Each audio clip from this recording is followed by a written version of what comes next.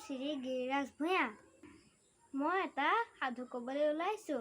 সাধুটোৰ নাম সোণৰ কণীৰ পৰা ৰাজহাঁহ। এজন খেতিয়কৰ এজনী ৰাজহাঁহ আছিল। ৰাজহাঁহজনীয়ে সদায় এটাকৈ সোণৰ কণী পাৰে।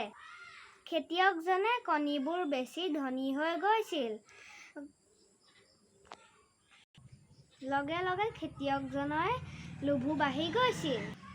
তেওঁ এদিন ভাবিলে, হাঁহজনীয়ে সদায়হে এটাকৈ সোণৰ কণী পাৰে। তাইৰ পেটত চাগে সোণৰ কণী ভৰি আছে। সেইবোৰ যদি মই সোনকালে পাওঁ আৰু ধনী হ'ব পাৰিম। তাকে ভাবি খেতিয়কজনে ভাবিলে। তাৰ পিছত তাইক টানি আনি পেলাই পেটটো ফালি চালে। কিন্তু তাইৰ পেটত এটাও কণী নাপালে। তাই মৰি থাকিল। খেতিয়কে তেওঁৰ সোনকালে ধনী হোৱাৰ আশা পূৰণ নহ'ল। এই সাধুটোৰ পৰা এই শিকিলোঁ যে কেতিয়াও লোভ কৰিব নালাগে।